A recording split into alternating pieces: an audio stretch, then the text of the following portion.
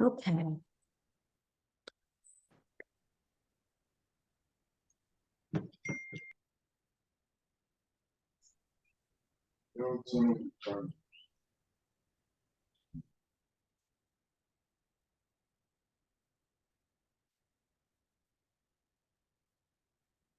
Still missing a few more. How is everybody?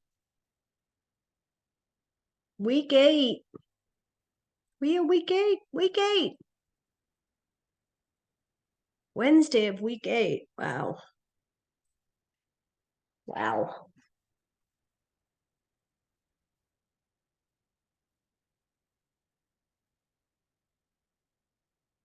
Okay.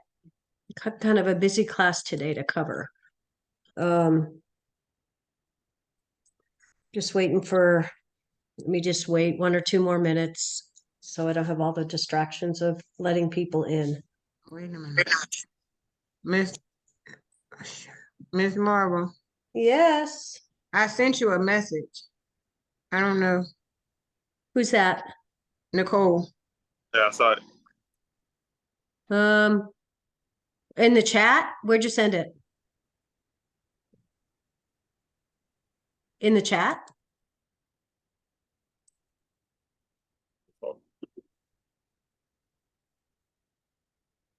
Oh, oh. Are you okay? Nicole? Yeah.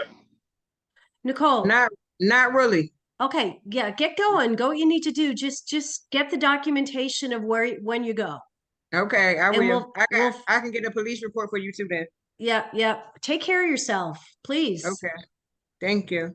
Yeah, go.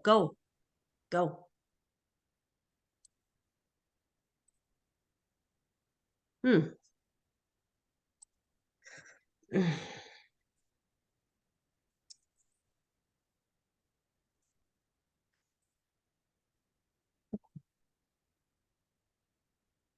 All right. We're still waiting for 2, 3, 4 students. So I'll get going. We got a busy class. Happy Wednesday of week 8. We are getting in the home stretch. I need everybody's cameras on, please. And just keep the camera on you if you don't mind. I don't want to be looking at ceilings and all that. You guys know the drill. Okay? It's week 8. So if I'm looking away, I'm still checking people in. Anyway. Mildred, camera on. Chris, camera on. Sia, camera on. Jakaria, Nataya, Snigda. Okay. Everybody needs their cameras on. Patrick. Okay. Sariba, I need you in the camera. I'm looking at your wall. Professor, let me use the restroom quick. Okay. Thank you. All right.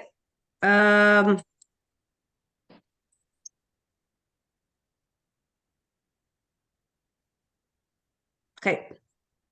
All right. So a couple things. One is, first and foremost, the most important thing, I would like to congratulate everybody.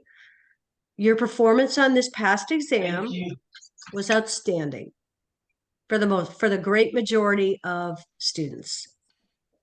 Okay, absolutely fantastic. I did have a little bit of an increase in the... Okay, everybody, if everybody can mute themselves for right now, that'd be great.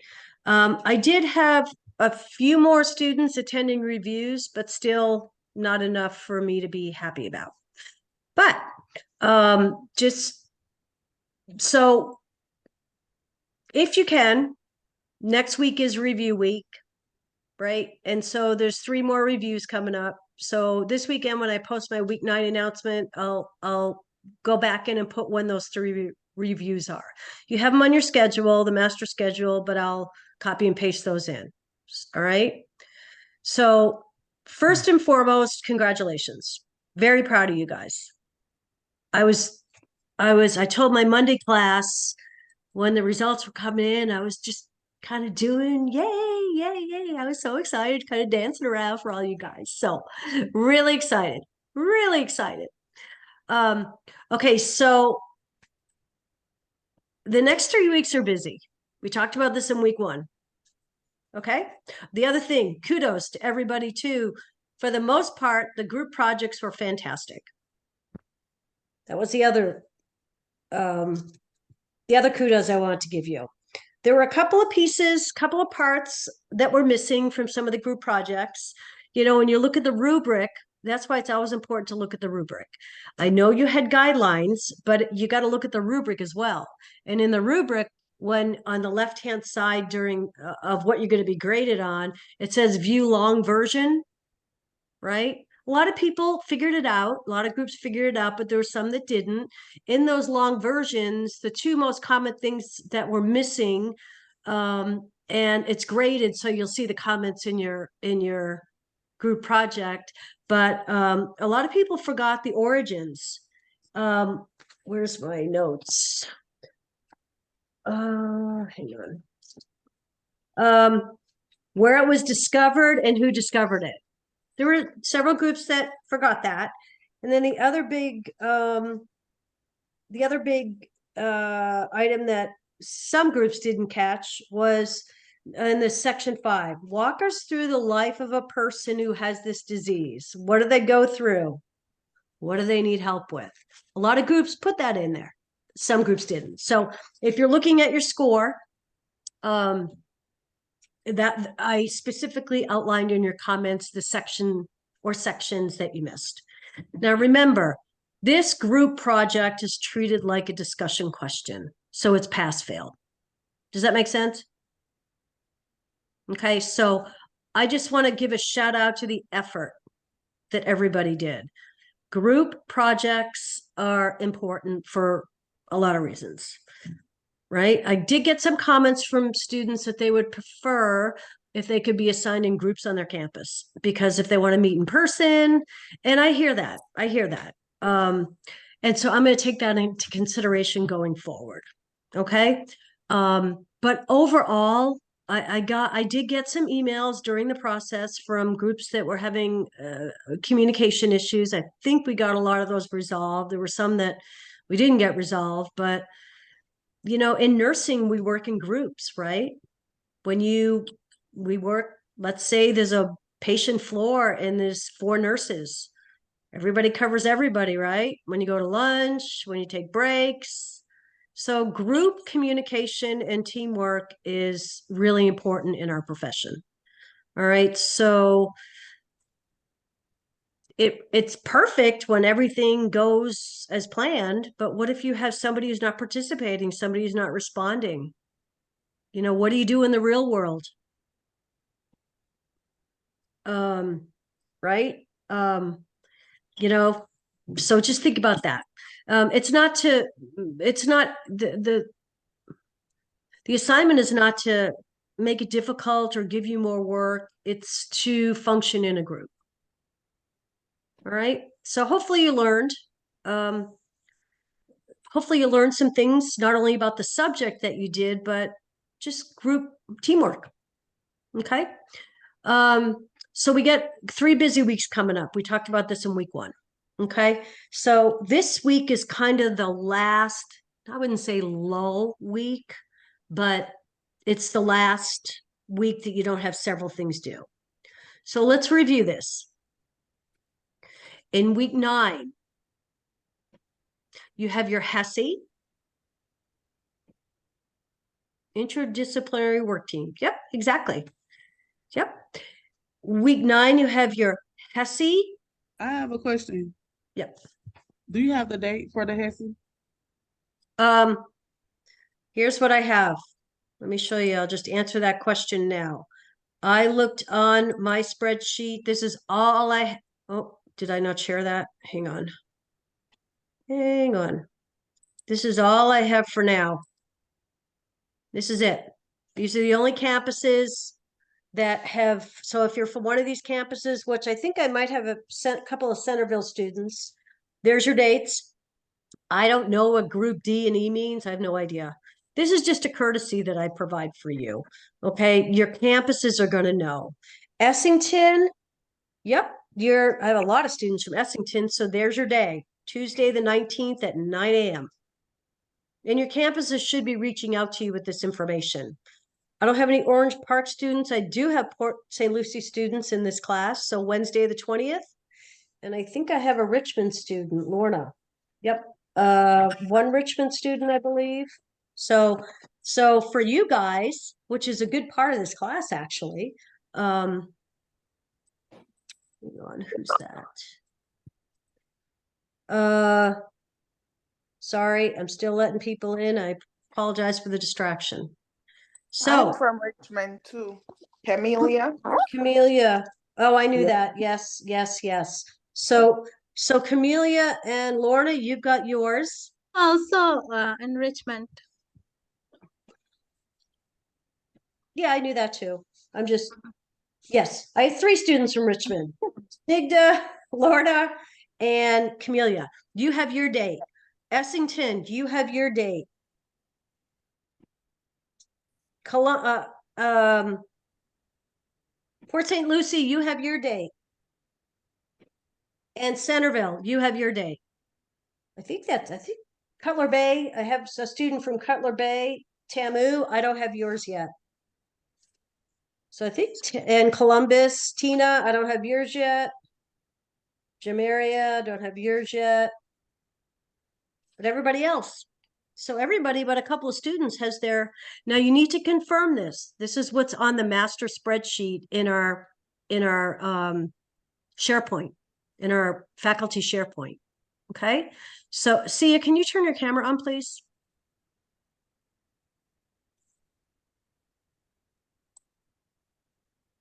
Patrick, turn your camera on, please. And yeah, guys, keep your cameras on, please. I don't want to be reminding you of that. Silly. Mildred, I need to see you. I'm looking at your wall. There you are. So anyway, those are your HESIs. Okay. So reach out to your campus. I don't even know if they're scheduling them yet, but at least you have some dates.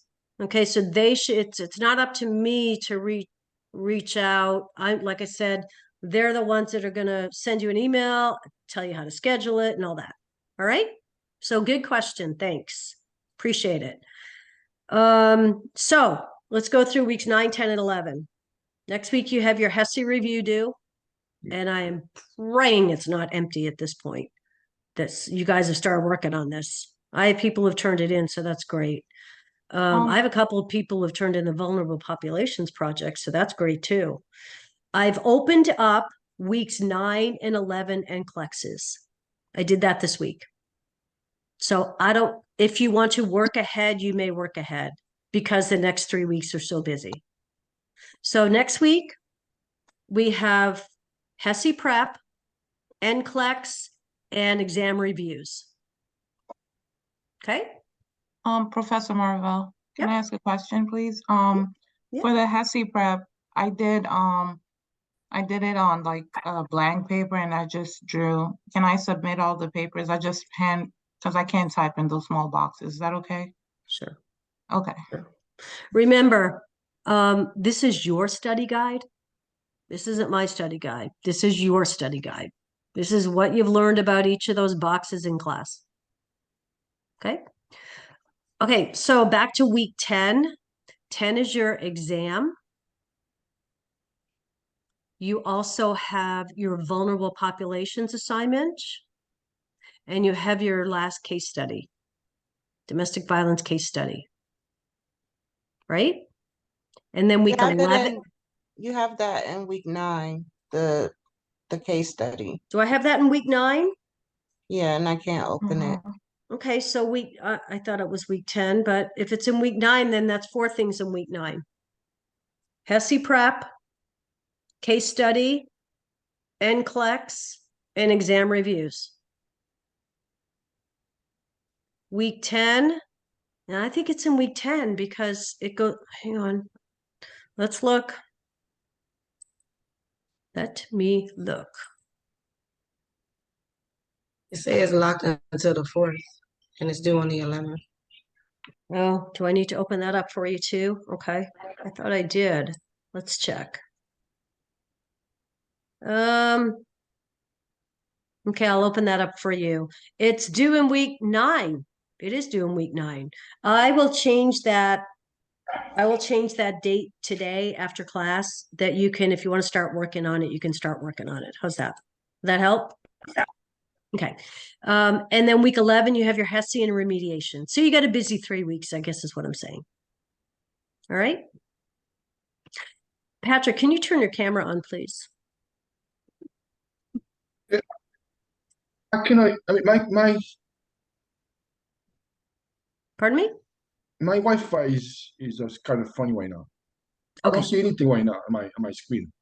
I can hear you, but I don't see you. Okay. And I'm just seeing a black screen. Should I log out? Yeah, log out and and try start and log over? back in again. Yeah. Yeah.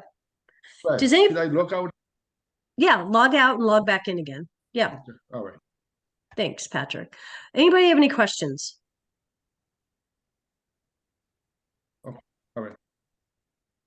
Nobody has any questions. All right, today we're going to cover the content. We're going to briefly review the content from week 7, last week, since you were taking an exam, and week 8. All right, and by the end of today, 80–90% of your HESI prep has been covered. Okay, and then all you have, because next week is our last week of content. Right? It's week 10, you take an exam. Week 11, you take HESI. So after today, we only have 1 more week of content. Patrick, I can see you now. Okay? So things are going to move quickly. All right, does anybody have any questions before I get to content?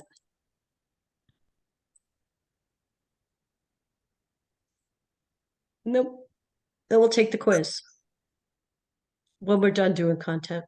Okay. So last week, infectious disease prevention and control. So we don't only think of infectious disease issues as in the hospital setting. In fact, there's lots of infection control, communicable disease issues in the community.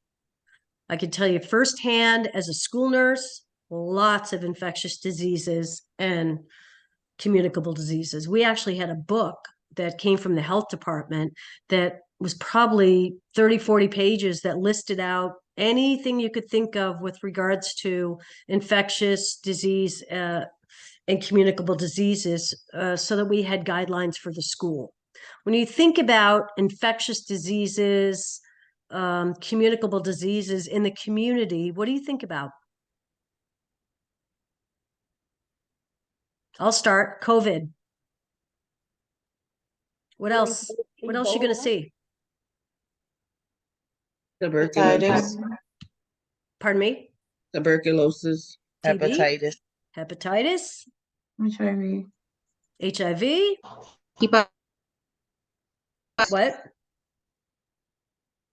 STDs, Mhm. monkeypox, monkeypox, chickenpox, HPV.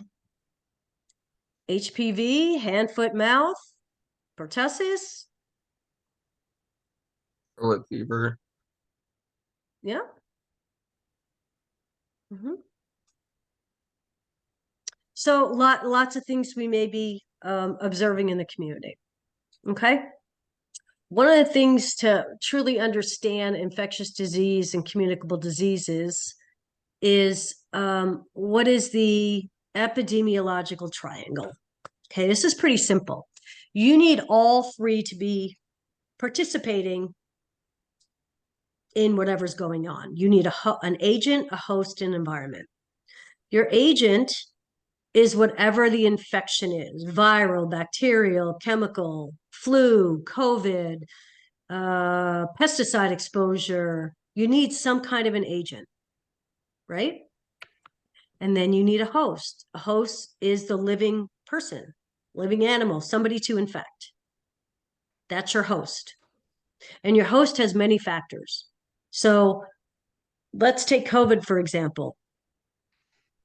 There was a different, let's say you were elderly in a nursing home, or you were elderly in general, versus a young person who was generally more healthy. Those 2 different hosts were going to react different to COVID, correct? Okay, so your host can have many factors. How healthy is the person? Is age a factor? Is health a factor? Is comorbidities a factor? Is where they live a factor? All right, what's their immune status like? Those are all issues that can happen with the host. Then you have the environment. That plays a factor as well. Where is this happening? Is it in a home? Is it in a school? Is it in a long-term care facility? Is it in a very hot climate, a very cold climate? All these three things make up the epidemiological triangle. All three exist. Okay? And they have this fancy word called the web of causation. I don't know if you read about that in your reading. The web of causation is just a combination of how all these three are interacting with each other. Does that make sense? So take pertussis, for example. Pertussis is the agent, right? The host, let's say it's kids with, pertussis breaks out in a school. Who are we going to worry about? We're going to worry about the kids with asthma, right? And it's in a school setting, so it spreads. So what do we have to do? We have to exclude the kids that have been diagnosed with pertussis. That's how all three of those play together. Make sense? Yep. Epidemiological triangle. I'm going to skip through some of this because we've got a lot to cover, but you are responsible for reading these notes. What's an incubation period? It's the time between the invasion and the appearance of signs. So a good example is chickenpox. And I only talk about this because this is what I experienced in the schools. Yes, we have an outbreak of chickenpox, but the time you're exposed to it from a kid who's just getting it can be up to 2 weeks before you break out in any pox. Yep. Right? That's your incubation period. What's your communicable period? Right? That's when it can be transferred directly or indirectly from somebody to somebody else. Okay? When we think about infectious disease and communicable diseases, we think about waterborne illnesses. We think about foodborne illnesses. Right? We need to know the difference between epidemic and endemic. Anybody know the difference between epidemic and endemic? COVID was originally an epidemic. It's Endemic is something that's not expected to stop. Endemic. Yes. Correct. So the flu for us is endemic, right? It's always going to be around. Right? That's a good example of endemic. Now, if the flu becomes an epidemic, that means that there is an incredibly large amount of cases in excess of what's expected. Right? So that's what happened to COVID. COVID was a pandemic. It's officially now classified as endemic. Okay, it was a pandemic, now it's endemic. It's not going away. Right?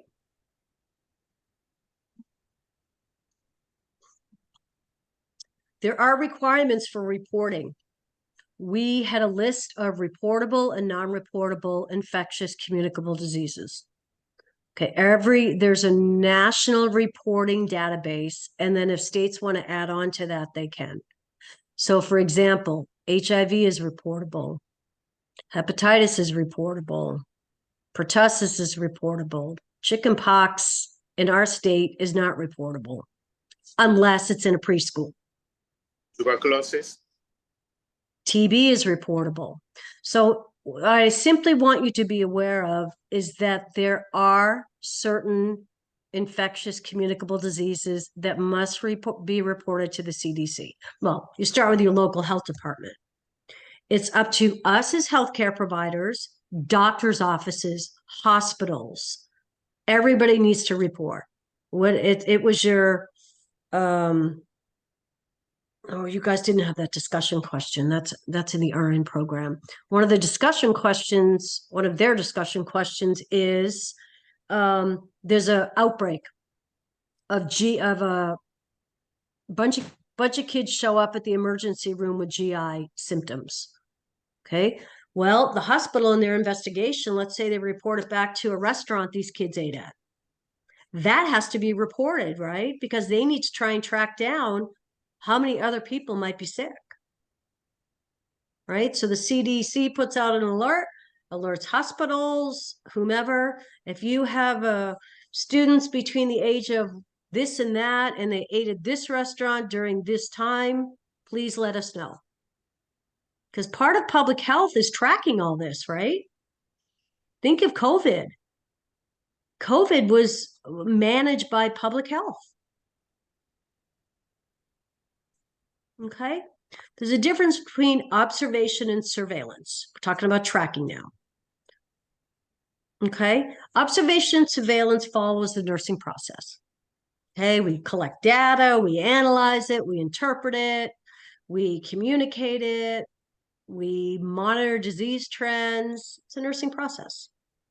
Okay? More specifically, observation means that we're assessing the public health. Okay? We're trying to identify trends of disease patterns. What are we doing with our resources? Do we have enough resources to provide everybody who's ill? Develops programs for rapid response. That's observation. You're observing what's going on and trying to help with resources and responses. Surveillance, on the other hand, is exactly what it means, surveillance. We're trying to surveil to try and reduce morbidity and mortality, right? We're trying to prevent the control of the spread, right? We can't eliminate it, but we're trying to control the spread. And that's what happened with COVID. Okay. This paragraph talks about patterns of occurrence when we're investigating outbreaks. So there's several in here. I want you to read about, just know what they are.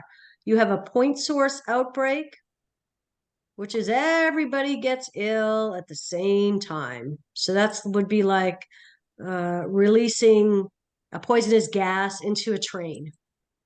Everybody's exposed and everybody gets sick at the same time.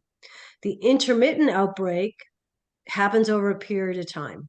Maybe that's food poisoning. I don't know, maybe the batch of avocados in a Mexican restaurant were bad. So they used them over 2 days, whatever. So people are exposed, but they get sick at different times. And then you have a mixed outbreak, okay, where one person is exposed and then they spread it, like the flu. Okay. And then the last kind of outbreak, it's called propagated. Okay. There's no common source, spreads gradually over time. And a good example of this would be tuberculosis. Okay. What do we want to know about vaccines? We want to know that vaccines are one of the most important effective methods of preventing and controlling communicable diseases. I did vaccine surveillance for 22 years. Okay. What do you do? What do you do? I mean, parents have parents have the right to refuse vaccinations. In Colorado, they have to document that. It's either a personal exemption, which means I don't want it, a religious exemption, our religion doesn't support that, or a medical exemption. The doctor says getting this vaccine will harm the person because of a particular disease or condition they have. All right. Parents, guardians can refuse. The only thing we can do, okay, well, number one, we can be non-judgmental. Our opinion doesn't matter. But what we can do is try and educate parents, guardians on the importance of vaccines. They don't want to do it, they don't have to do it. But I think most states now, there has to be some kind of a documentation paper trail. I know in Colorado recently they added a video. So a parent has to go onto the CDC or the state of Colorado Health Department website if they're going to opt out and watch a video that educates them on not why their choice is wrong, but what needs to happen. Let's say they don't have DPT or TDAP, and there's an outbreak of pertussis at the school. What do you do? Okay. So here's a list in here of all the childhood immunizations. We know that there is a specific risk group of people who don't get vaccinated. Okay. We know that infants and toddlers are the group that's most vulnerable to these potentially severe diseases. And what I'm talking about is, let's see, polio, diphtheria, pertussis, measles. Okay.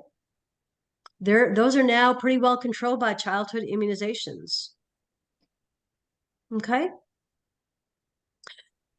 Research shows that inner city kids from minority and ethnic groups may be particularly more at risk for an incomplete immunization schedule. It could be access, could be transportation, could be lack of education.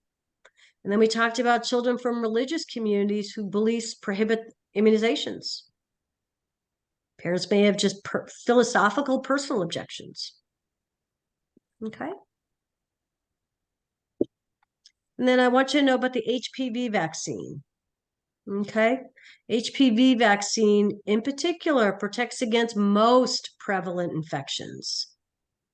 Okay. Genital warts, cervical lesions, but it doesn't necessarily provide protection against all HPV infections. Okay. When we continue our discussion about infectious diseases, HIV, this is about HIV, hepatitis, TB, and STDs, which we've already mentioned. Okay, the important things to remember about STDs, they can be bacterial or viral, right? And I'm sure you guys have heard this in med-surg, right? Yeah. So bacterial is treatable, viral is not. Right? Viral cannot be cured, right? So you end up with a lifetime of symptom management and infection control. The one particular STD that's mentioned for this class is syphilis. Okay, if syphilis goes untreated, it is, and you have a pregnant mom or pregnant teen, it's potentially transmitted transplacentally. What does that mean? Mom to baby, right? And can lead to serious problems. That's why we do the screenings at the beginning of pregnancy. Okay. So here's an example of some of the most common STDs: chlamydia, gonorrhea, syphilis, herpes, genital herpes, herpes simplex, genital herpes. Okay, and hepatitis. For those of you that did the group project on hepatitis, this should all be familiar to you. Please know the differences between A, B, and C. Okay. And specifically, hepatitis B can be prevented. The babies get Hep B shots, don't they? Right after birth. And then HIV. What is it and how is it spread? For those of you that did HIV paper, you already know about all this. HIV spread through sexual contact, sharing of needles, can be vertically transmitted or transferred through breast milk or the placenta. Okay. The one thing I want you to remember is that if a client is tested for HIV, it may not recognize all of the symptoms initially with that first blood test. Testing should be repeated always in 3 months.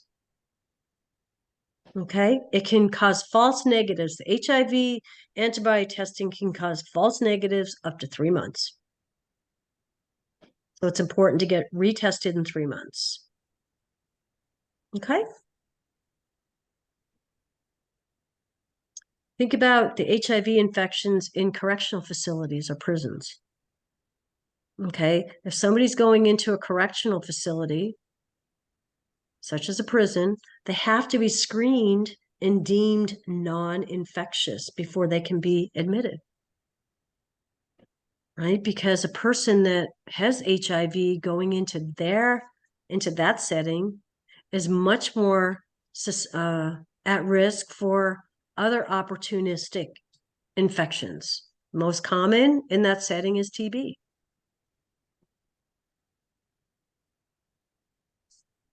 And the next section is about TB. Some information about TB. Let's jump into any questions about infectious disease, communicable diseases. My highlights in purple are from my class on Monday. Bioterrorism, disaster management. Why is it critical that community public health nurses are educated about this? Where do most disasters happen?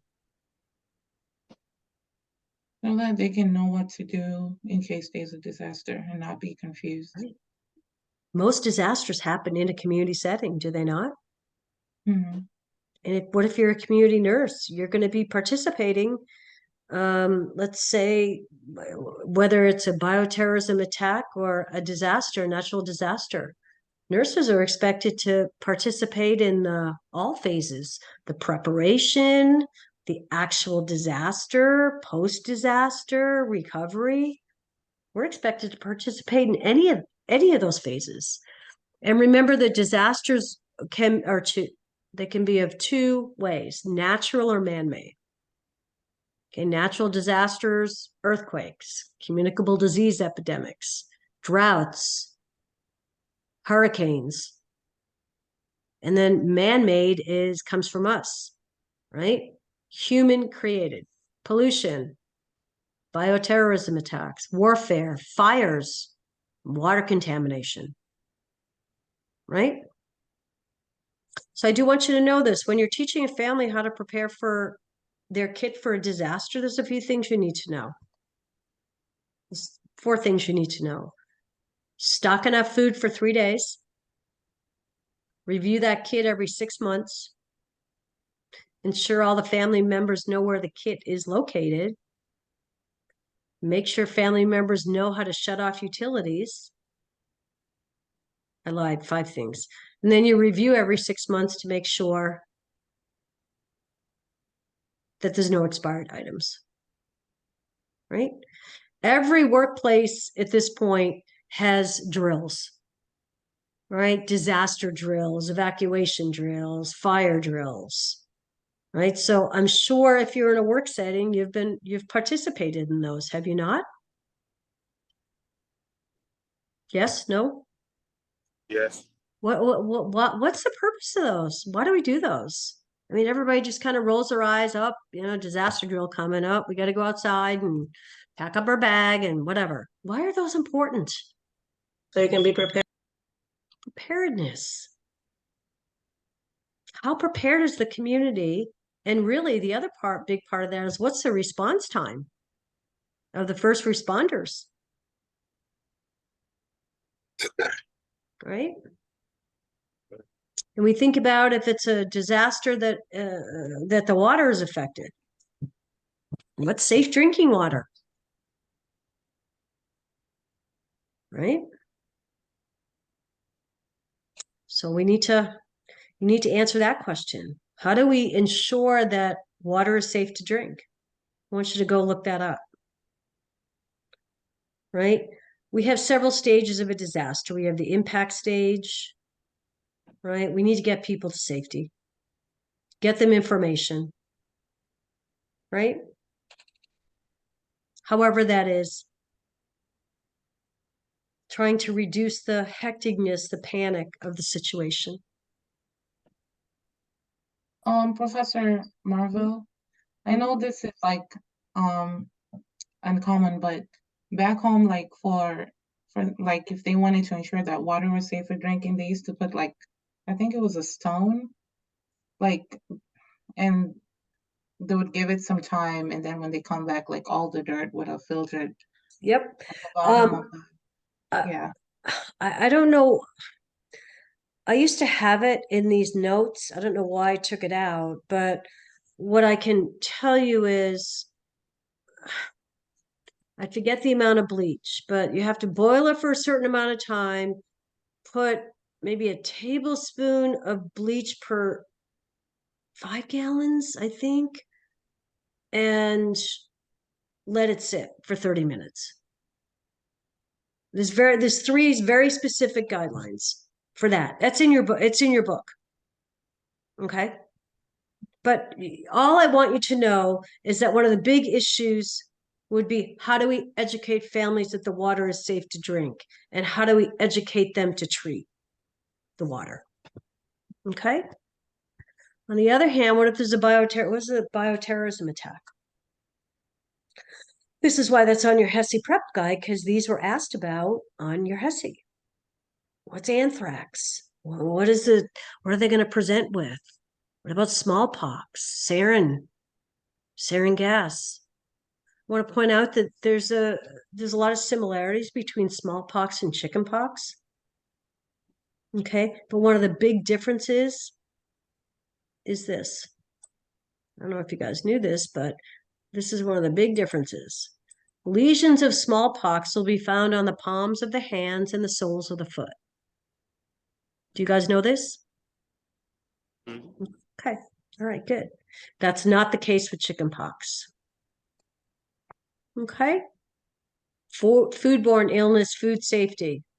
Couple of tips. Waterborne illnesses, vector-borne illnesses, Lyme disease, Zika virus, right?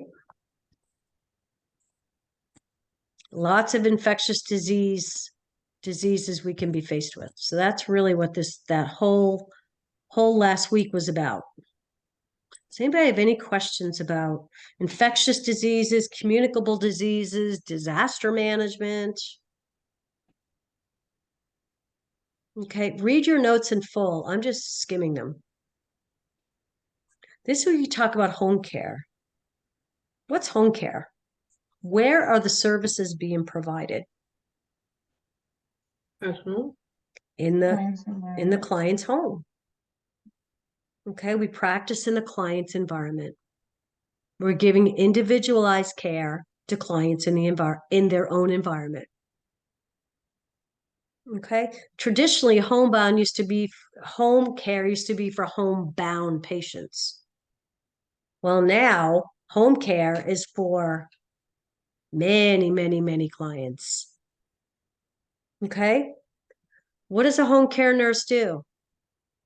We try and empower the client to be as independent as possible. Right? How do we do that?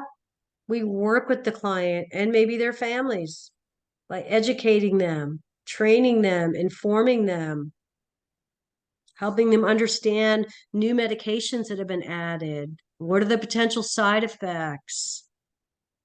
Or a new diagnosis or a new condition, educating them about that. The other thing that's really ramped up in home care is telehealth.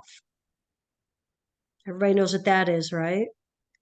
That rather than the nurses coming out to the house, they may be able to substitute, or the doctors may be able to substitute a visit. Let's say a client's homebound, able to substitute those visits with a telehealth, It's like a video chat, a isn't it? video, right?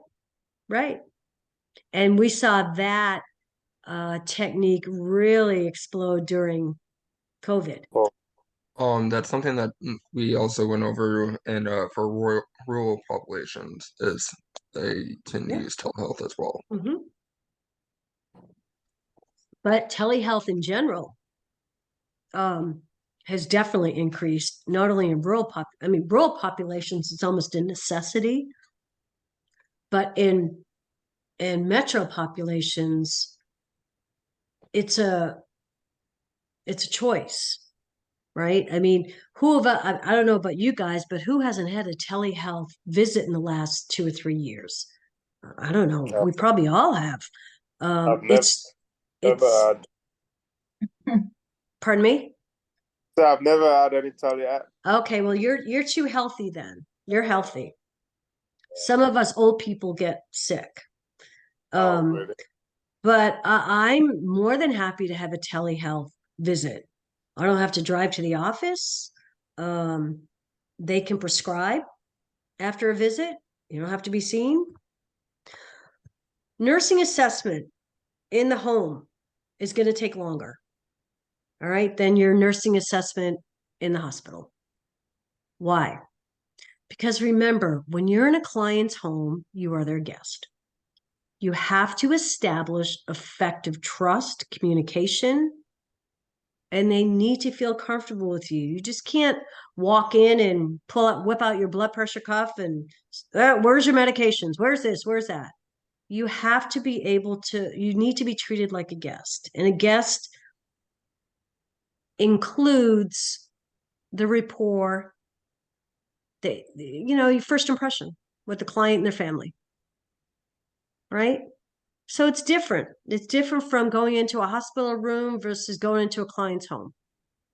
And remember, when you're in a client's home, they always say that a home health visit is the best kind of visit you could do in the community because you get to look at a lot of things. You get to look at environmental risks, right? Safety risks, food supply, fall risks, loose rugs, furniture all around the place. Right? You get to look at a lot of things in a home health visit. Okay. Way back when, the Visiting Nurses Association started what they call the Omaha system. Right here. Okay. It's for documentation. Because in home health, there can be so many services involved. Right? And this was a way to coordinate documentation so that everybody could see what everybody was doing. Okay, that's the purpose of the Omaha system. Okay, the other is Medicare regulations. Medicare regulations are very entrenched in home care. Okay, many of these services can be done on a consulting basis, but many need to be done in person. Okay, so therefore, this is where you have to have interdisciplinary communication. Maybe you have a case manager that is putting all these services together for the Medicare client. Okay, maybe it's somebody with a complex chronic illness. Okay, the other important aspect of the Medicare regulations, it also is focused on sharing information, documentation. Okay, the sharing of information from one healthcare setting to the other. Let's say they're going from the hospital to the home or the long-term care to home or rehab, whatever. The sharing of information from one healthcare setting or provider to another in the community is all part of the Medicare regulations. It's expected. Okay. Community resources. What do you think about community resources? We as nurses in public health, community health, need to be a wealth of knowledge of resources. I know in my 22 years in the schools, I had a 3-binder notebook of every single resource that was in the communities of schools that I had. From food banks to clothing banks, domestic violence shelters, churches with services, substance abuse resources, transportation. Okay.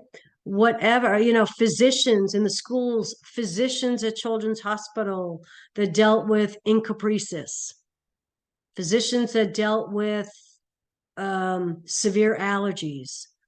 I always had a resource for a parent. And if I didn't, I would reach out to my teammates and find a resource. Because think about it, everybody that you visit in the community is probably going to need some kind of resource, right? And so that's a huge responsibility of the community nurse to be aware and on top of all the different resources so that you can provide those to each individual client or family that you're working with. Okay? As we've talked about before, there's many of the clients you're going to take care of in home health are going to have chronic complex illnesses. They're going to need resources. Meals on Wheels, Red Cross, right? A couple of more crisis pregnancy centers. All right. What do you do if you have a community that is non-English speaking and you don't speak another language? Well, how would you get that information to people? The correct answer is seeking out people in the community who can help you. Right? Maybe if it's a large Hispanic population, maybe seeking out Hispanic leaders in the community to ask for resources. Where can we get this printed in Spanish? Where can we get interpreters? Well, can a translator come to this particular meeting? I would do that in the schools. I had a couple of schools that were mostly Spanish speaking. I would get the Spanish translator to come to those evening meetings to explain to the Hispanic parents about immunizations. Does that make sense? So you've got to be able to seek out support in your community leaders of where to go to help these non-English speaking clients. Okay. Talked a bit about case management.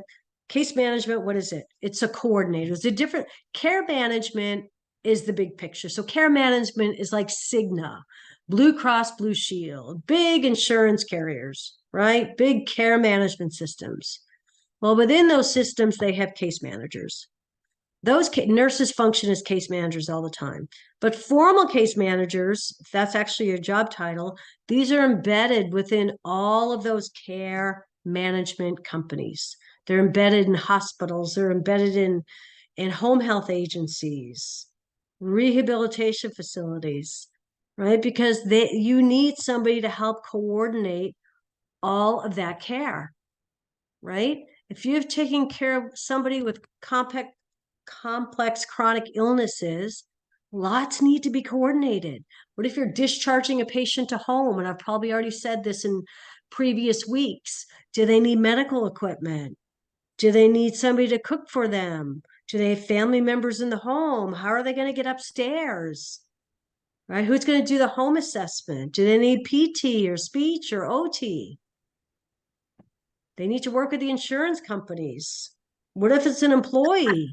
Then they need to work with HR or whatever leave you need to take, right? It's a huge cost for one of the most expensive type of clients to care for in the community is the clients with complex illnesses.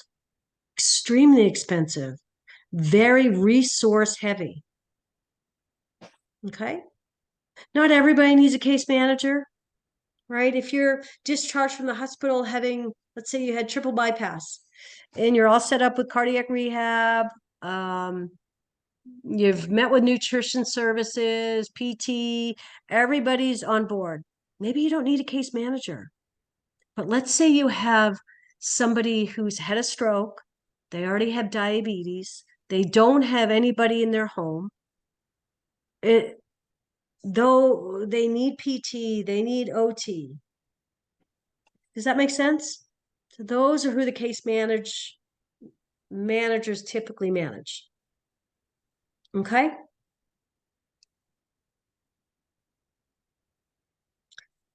As a case manager, what do you need to be an effective case manager? Excellent communication. There's 4 types of communication that we all practice every day, all the time. But for the purposes of this discussion, this is particular case managers. You need to be a collaborator. Okay, this says 4: collaborating, assertiveness, cooperation, and compromising. What's the difference between all, though they sound the same, but there is a difference. When you're collaborating, right? It's usually it's between a couple of people. So you're trying to make it work so it satisfies both parties. Collaboration, right? Assertiveness. You're presenting your own, let's say you're meeting with an insurance company because one of your clients isn't covered for this new drug to treat cancer. Okay? But you determine that if the client doesn't get the medication, they're probably going to keep getting sicker and they're going to be back in the hospital more and more. So maybe you assert yourself and go and speak with or talk to the insurance company and say, hey, I've run the numbers. I think it's going to be less expensive for you to provide this medication than it is not to, because the client's going to end up back in the hospital for several months without any treatment. Make sense? That's presenting, that's your assertive side. And then cooperation, right? We're cooperating to understand and meet the needs of others. All right, so we're cooperating. The ability to understand and meet the needs of others. And then compromising, we try and find a mutually acceptable solution that satisfies. It may not be the ultimate position of what we wanted, but it's mutually acceptable. Okay. And again, this last bullet here is trust. Trust in public health programs must be developed before a crisis situation occurs. It's important to have a plan for undocumented residents to respond to a request, say, to be immunized during an outbreak situation. Letting them know proof of immigration it's not required for services. We dealt with this a lot in the schools. Okay. I couldn't get parents to call me back because they were afraid of their immigration status. Afraid I was going to report to immigration. No, you can't do that. Make sense? Then the last section is care of chronic complex illnesses. So you're going to get asked about all these sections on your next exam. What's important for post-op care? How do we prevent complications? Okay, you've already gone through this in Med-Surg, so I'm going to ask you to read through it, but please be familiar with post-op care. And then what about delegation in the post-op period? Who can LPN delegate to? Can you delegate to somebody if the patient is post-operatively unstable? Nope. No. And if you do delegate, what do you have to provide that person with? How it's Specific, to, Go ahead. sorry, just like specific instructions, and you also want to make sure the UAP is comfortable and knows the skill they're asking for them to perform. And they need to be informed what is to be done. How is it supposed to be done? How is it supposed to be documented? Remember, once you delegate, it's under your license. There was many times I pulled delegation from a clinic aide in my school because they were not able to accurately care for a child with diabetes. You can pull your delegation or refuse to delegate. Okay. Have a look about cirrhosis. Okay, that's one of the complex diseases. Okay. Interventions. Here's COPD, a little bit about it, some interventions. So you've learned about all these topics in Med-Surg. This is just adding it to it for the community setting. Diabetes. What is it? Interventions. Peripheral artery disease. What is it? Interventions. You're going to get asked a question about all these. So know what they are. Okay? But we don't need to go through all that. You guys can go through that. Okay? So that's our topics for the last couple of weeks. You've got your 2 sets of notes. And remember, the notes are really detailed. Okay, I've gone through the book. I've pulled out things. I've gone through the blueprint, pulled out things. So these notes are coming from a variety of places. It doesn't mean you shouldn't read the book. You should go back and read the readings. Make sense? So again, just a whole bunch of new topics that just expand the knowledge of community health. Right? You probably don't think of a lot of these things. Right? So, and again, like I told my Monday class, this course is, the goal is to present you with an overview of what community nursing is all about. And as you're finding out, it's about a lot, right? Okay, so let's go in. It's 2:00. Let's go in and take quiz 5. It's open. In the meantime, once you guys get going, I will go back and open that last case study for you. You got to stay on camera, taking your quiz. Let's do 15 minutes. We'll come back at 2:15, and then we'll spend the rest of the time going through the quiz. Everybody should have access to it. If you're on this class on your phone, in order to stay on camera, I think you're going to have to log off and get on your computer. So anyway, I opened it this morning. You should have access to it. So take your time. You got 15 minutes. Stay on camera. When you're done, just keep your camera on. If you have to go to the restroom or get something to drink, I'm fine with that. I don't need to know in the chat that you're done. All right? So go ahead and take that. I'm going to mute myself.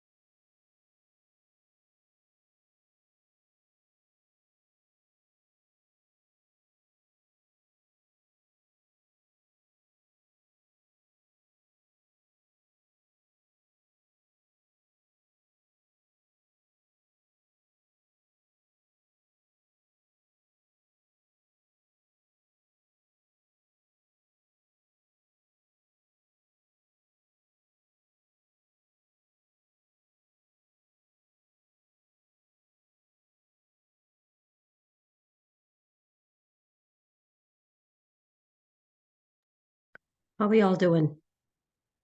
I have 2 students that haven't submitted yet.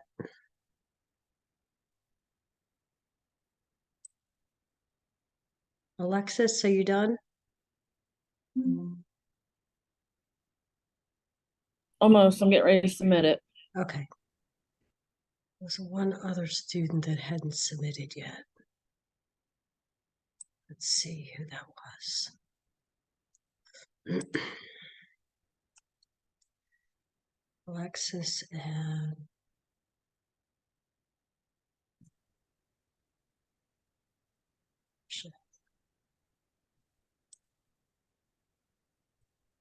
okay.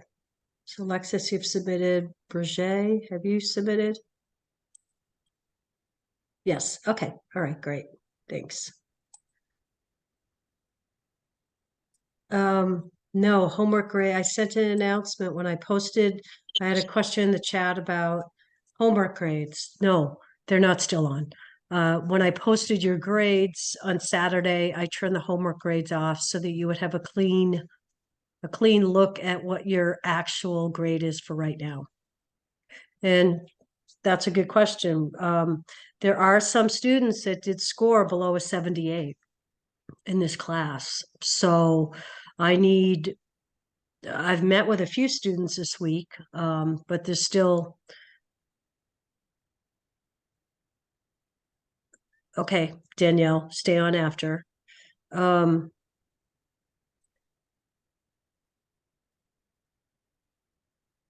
Anyway, if you have not signed up to meet with me, if you've scored below a 78 or you're below a 78 overall, please schedule a time with me. I think it's helpful. I really think it's helpful.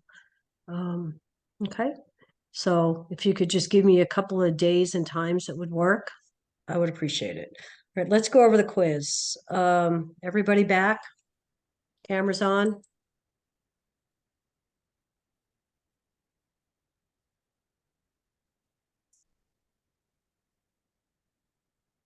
Okay, how'd you all do? All right, let's go through. Oh, I need to share. Sorry.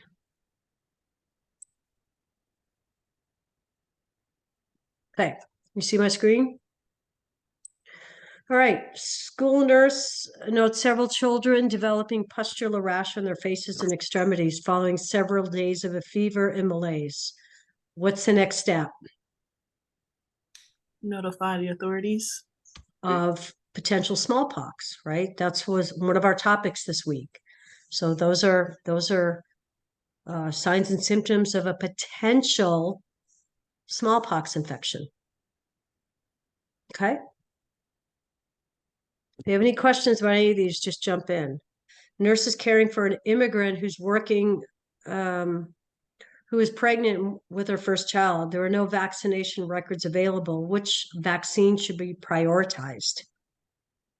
Rubella, Why? because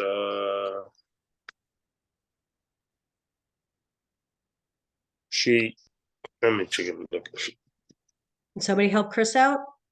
She's from a third world country. Mm-hmm. No records. Okay. So why are you picking rubella? Don't they need it during their pregnancy for the baby? Yep. Everybody understand that? The health department nurse is caring for a 16-year-old female with a new diagnosis of gonorrhea. Which education should the nurse provide? To call to report any pelvic or abdominal pain with fever, because it would be a pelvic inflammatory disease. Mm-hmm. And actually, the other 3 answers are actually incorrect answers. I mean, incorrect because the information's wrong. Occupational health nurse is caring for a client who just sustained a needle stick injury at work. What education should the nurse provide regarding HIV screening? HIV testing, sorry. Return for another HIV test in 3 months to determine exposure. Yep, because Because they need to keep testing periodically. Can get a false negative. false negatives, and something can show up to 12 weeks after, right? Nurse developing a primary prevention program for tuberculosis. Which intervention is appropriate? It's But we won't have primary. some of them questions. Reduce crowded living conditions. Okay. Anybody else have a different answer?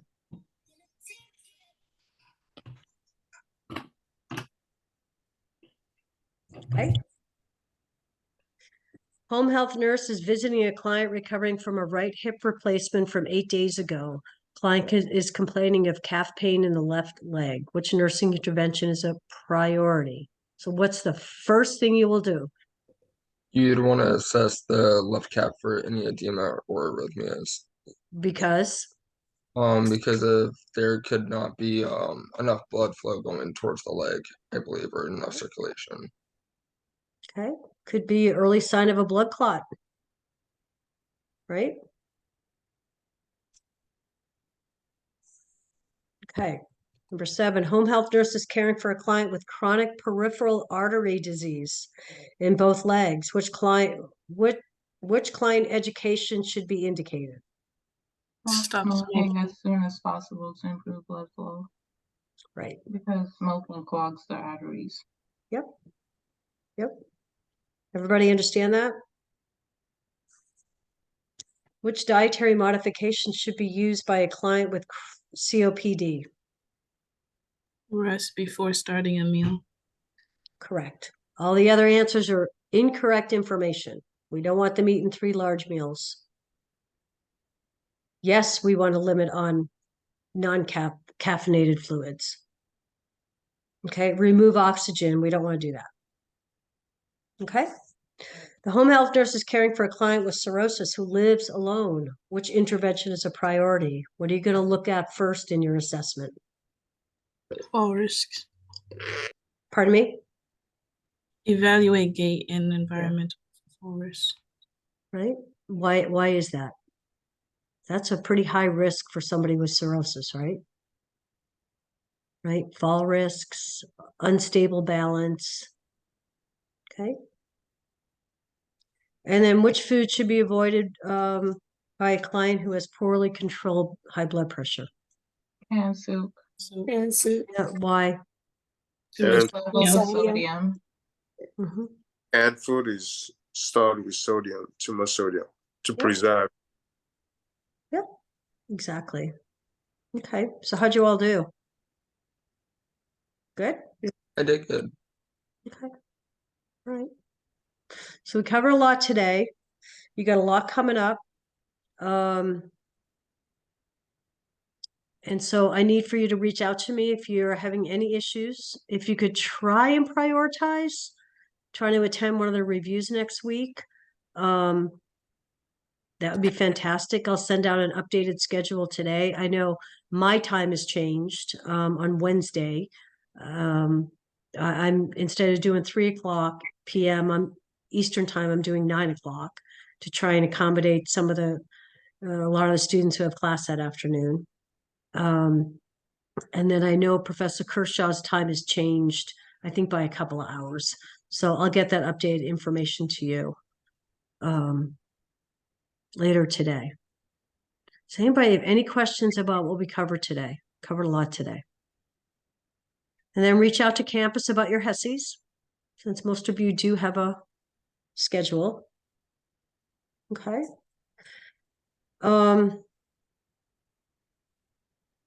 Questions? Okay. Well, I hope you guys have a good rest of the week. I'm not sure if anybody's in the path of all the water, but stay safe if you are. Richmond, are you guys in the path? I don't think anybody else is. We're like getting like the mild showers of the outline of it, but Yeah. so far it seems like we're in the clear. Yeah, we've got a couple of campuses closed actually. So, all right, I'll stay on for any questions you might have, anything you need. Otherwise, have a good rest of the week and reach out if you need anything. We're in the home stretch. Keep up the hard work. Proud of you guys. Krista.